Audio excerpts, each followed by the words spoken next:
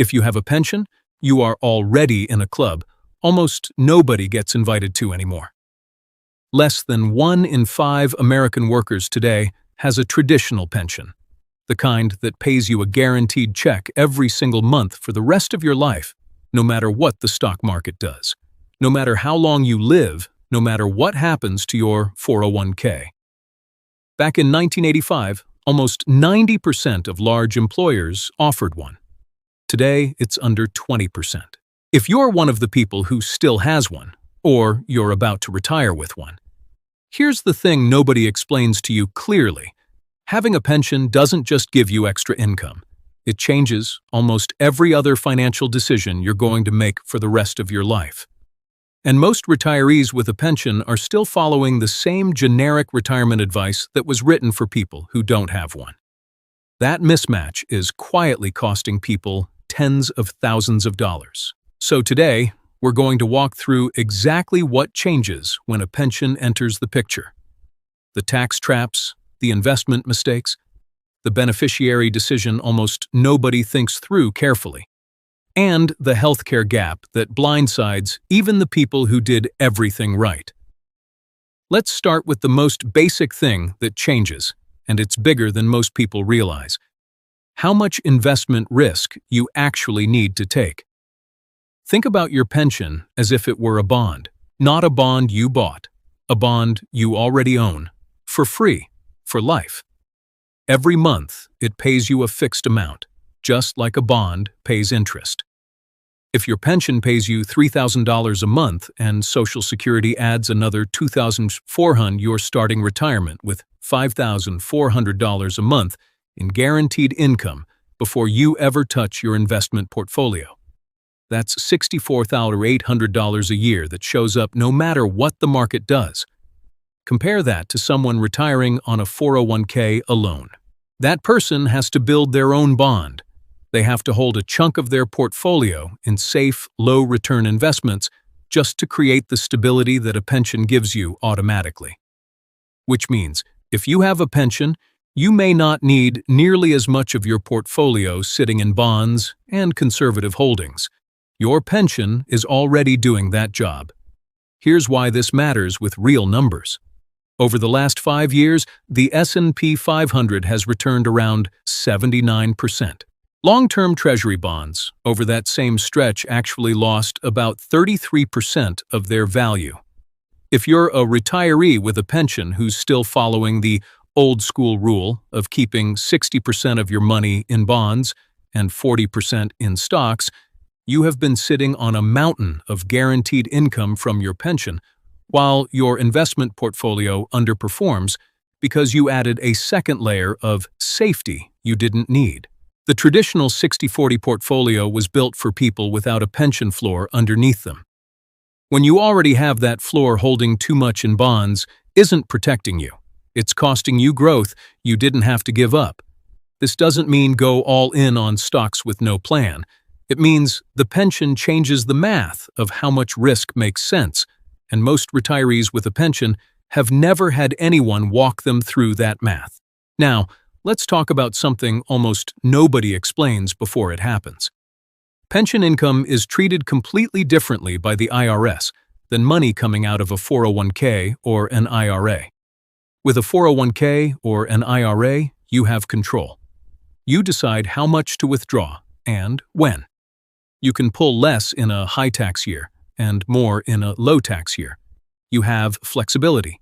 A pension gives you none of that. Every single payment is fixed, and every single payment is taxed as ordinary income the moment it hits your account. You can't choose to take less this year to stay in a lower tax bracket. It just arrives every month, and the IRS treats it exactly like a paycheck.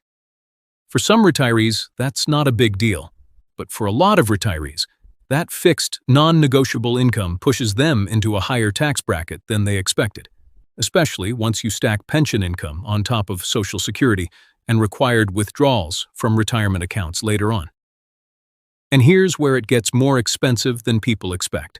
That pension income counts toward what's called your Modified Adjusted Gross Income, or MAGI.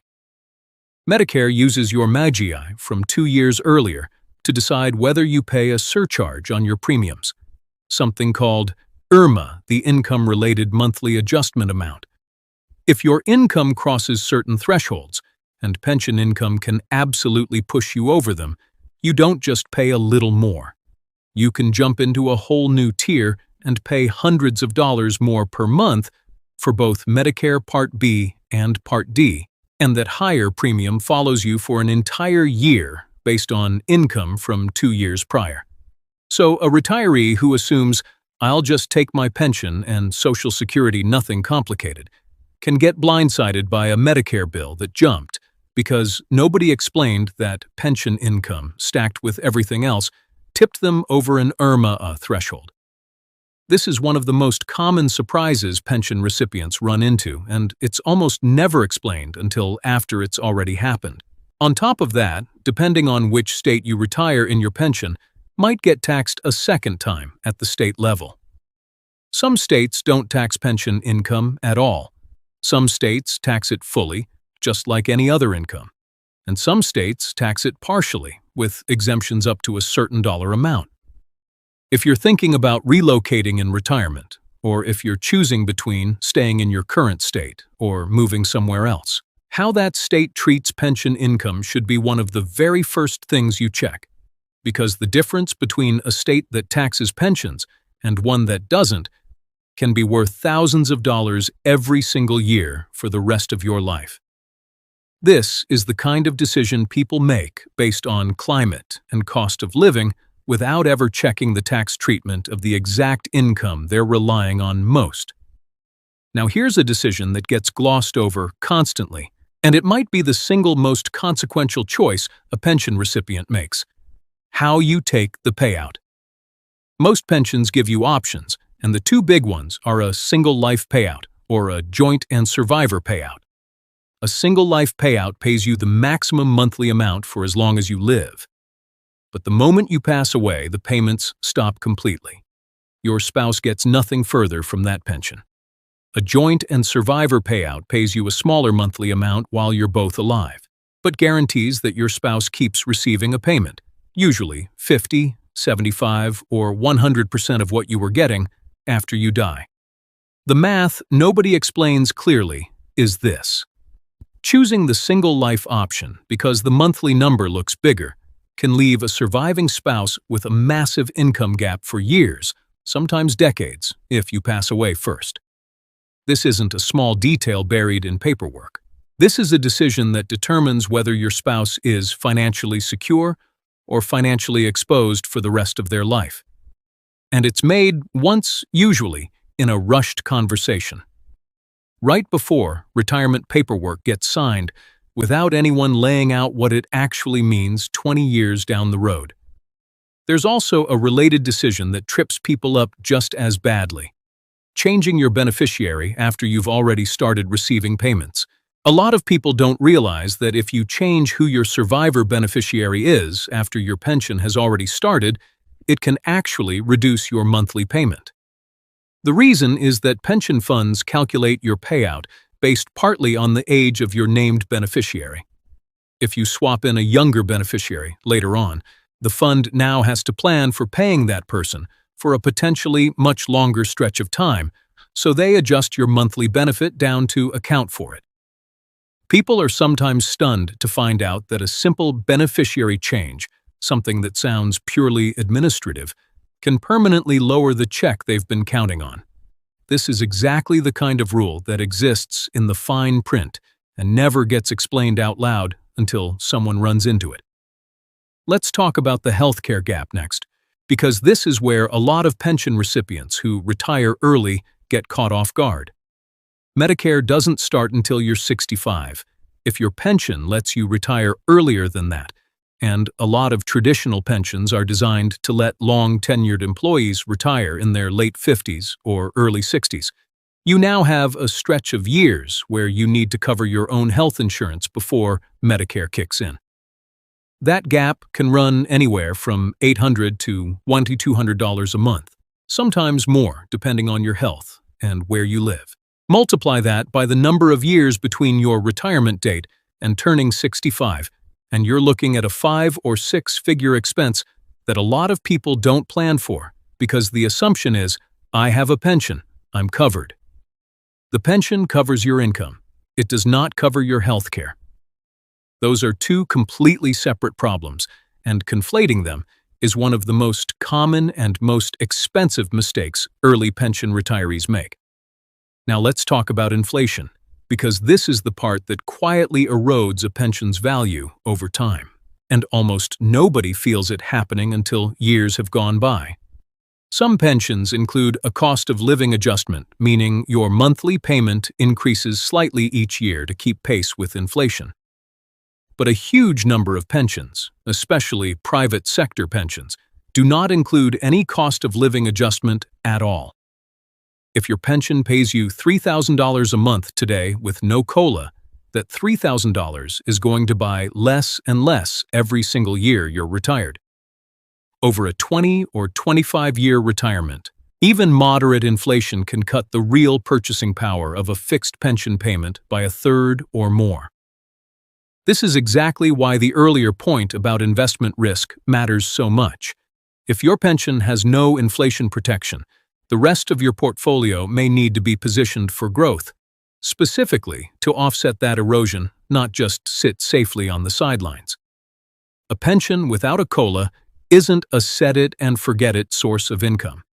It's a fixed number that needs a strategy built around it to keep up with rising costs. Here's another layer that catches people off guard: how your pension interacts with Social Security. If you worked for certain state or local government jobs, especially in education or public service, in some cases the pension you receive comes from a job that didn't pay into Social Security. There are rules. The windfall elimination provision and the government pension offset are two of them that historically reduced Social Security benefits for people receiving certain government pensions. These rules have been the subject of major legislative changes recently, and if you're someone with a government pension, it is absolutely worth checking your specific situation directly. Because the interaction between your pension and your Social Security benefit is not automatic, is not intuitive, and has changed in ways that catch even long-time retirees off guard. So let's pull this together, because by now you can probably see the pattern. A pension isn't just extra retirement income. It's a completely different financial foundation that changes the calculation on almost everything else. It changes how much investment risk actually makes sense for your portfolio, because it's already functioning like a guaranteed bond in your financial life. It changes your tax situation because every dollar is fixed, taxable, and can push you over Medicare surcharge thresholds you never saw coming. It changes where you should even consider retiring because state tax treatment of pension income varies enormously. It creates one of the biggest one-time decisions of your financial life in the form of the single life versus joint and survivor choice, a decision that can leave a spouse financially stranded if it's made without fully understanding the long-term consequences. It creates hidden penalties around something as simple as changing a beneficiary. It opens up a healthcare funding gap if you retire before 65. It slowly loses purchasing power every year if there's no cost of living adjustment built in. And if you're coming from certain public sector jobs, it can directly reduce the Social Security benefit you were expecting. None of this means having a pension is a bad thing. It's the opposite. A guaranteed monthly income for life is one of the most valuable things you can have in retirement, and the vast majority of workers today will never have access to one.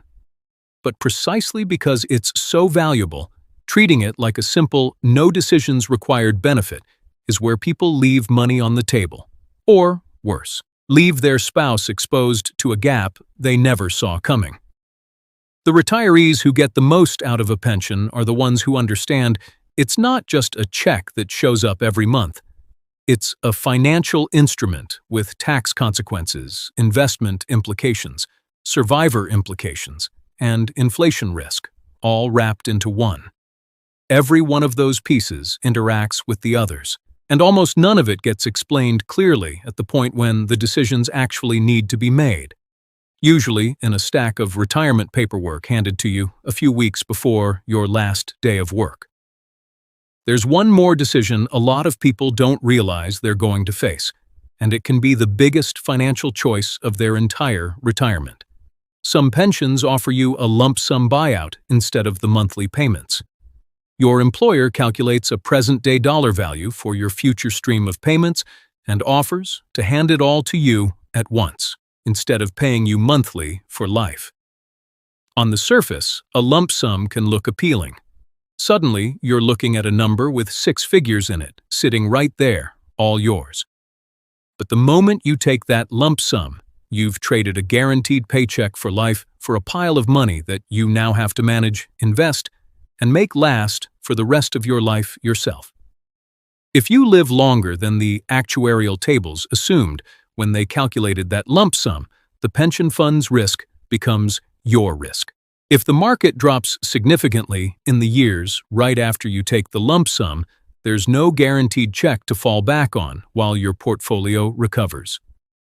Some retirees are absolutely better off taking the lump sum, especially if they have health concerns that make a shorter lifespan more likely, or if they want more control and flexibility, or if they're leaving money to heirs and want it to be a transferable asset rather than income that stops at death. But plenty of retirees take the lump sum simply because the number looks bigger than what a monthly check adds up to on paper, without running the actual math on how long that lump sum needs to last, and what rate of return it would need to match what the monthly pension would have paid over a normal life expectancy. This is a decision that deserves real analysis, not a gut reaction to a big number. Here's something else that surprises people. What happens if the company managing your pension runs into financial trouble? Private sector pensions are typically insured by an organization called the Pension Benefit Guaranty Corporation. If your employer's pension plan fails or becomes underfunded, the PBGC steps in and continues paying benefits, but only up to a certain maximum amount set by law each year.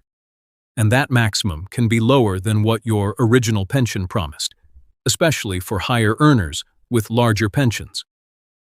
Most people assume a pension is untouchable, guaranteed, no matter what happens to the company. That's not entirely true. If you're relying heavily on a pension from a private employer, it's worth knowing whether that plan is well funded and understanding what the PBGC's insurance limits actually are. Because in rare but real cases, retirees have seen their expected pension amount reduced when a plan became insolvent, and the PBGC's guaranteed maximum came in lower than what they were originally promised. Public sector pensions from state and local governments work differently and typically aren't covered by the PBGC at all. They're backed by the taxing authority of the government entity itself, which comes with its own separate set of risks, depending on how well funded that particular state or municipal system is. Another situation that catches people off guard is going back to work after retirement while still collecting a pension. Some pension plans have specific rules about this. Certain public pensions, for example, restrict how much you can earn from a job in the same field or the same employer system without triggering a reduction or even a full suspension of your pension payments while you're working. This is different from Social Security's earnings test, and the rules vary enormously depending on which pension system you're in. Retirees who take on part-time consulting work or go back to work for a related employer sometimes get blindsided by a letter informing them their pension payment is being reduced or paused because they crossed an earnings threshold they didn't know existed. If you're even considering any kind of paid work after retiring with a pension, checking your specific plan's rules on post-retirement employment before you start earning income is a step that can save you from an unpleasant surprise. Let's also talk about how a pension changes your required withdrawal strategy from other retirement accounts. If you have a 401k or a traditional IRA on top of your pension, the IRS eventually requires you to start taking required minimum distributions from those accounts once you hit a certain age. Because your pension is already providing guaranteed income, you have more flexibility in how you approach those required withdrawals. You might have room to do strategic Roth conversions in the years before required distributions kick in, moving money from a traditional account into a Roth account, and paying the tax now while you're in a lower bracket rather than later when required distributions stack on top of your pension and Social Security and push you into a higher bracket. This is a strategy that pension recipients are uniquely positioned to take advantage of precisely because the guaranteed income covers their basic living expenses, freeing up the rest of their retirement accounts for more strategic long-term tax planning rather than needing to draw them down immediately for income. If there's one thing to take away from all of this, it's that a pension changes the entire shape of your retirement plan, not just the size of it. Before you finalize a payout option, before you assume your portfolio should look like everyone else's, before you decide where to retire, and before you assume Medicare or Social Security will interact with your pension the way you think they will, it's worth sitting down and mapping out exactly how these pieces fit together for your specific situation. The people who do that end up protecting not just their own retirement, but often their spouse's financial security for decades after they're gone. And the people who skip that step are the ones who find out about IRMAA surcharges, beneficiary reductions, and healthcare gaps the hard way, usually right when it's the most expensive time to learn about them. Think about all the pieces we just walked through, side by side, for a moment. The investment risk question determines whether your portfolio is properly balanced or quietly underperforming for no reason. The tax question determines whether you get blindsided by an IRMAA surcharge on your Medicare premium 2 years after a normal-looking income year. The state tax question determines whether relocating in retirement saves you thousands a year or costs you thousands a year based on nothing more than which state line you happen to live behind. The payout decision determines whether your spouse is financially secure or financially exposed after you're gone. Arguably, the single highest stakes choice in this entire list. The beneficiary rule determines whether a simple, well-intentioned change to your paperwork accidentally shrinks the check you've been counting on. The healthcare gap determines whether early retirement is actually affordable or whether it quietly drains tens of thousands of dollars before Medicare ever kicks in. The inflation question determines whether the purchasing power of your fixed income holds steady or slowly erodes over 20 or 30 years. The lump sum question determines whether you keep a guaranteed income for life or take on the risk of managing that money yourself. The PBGC question determines what actually happens if the company behind your pension runs into trouble. The working in retirement question determines whether taking on part-time income after you retire triggers a reduction you didn't see coming. And the required minimum distribution question determines whether the rest of your retirement accounts are being used as efficiently as they could be, purely because your pension gives you room to plan strategically instead of reactively.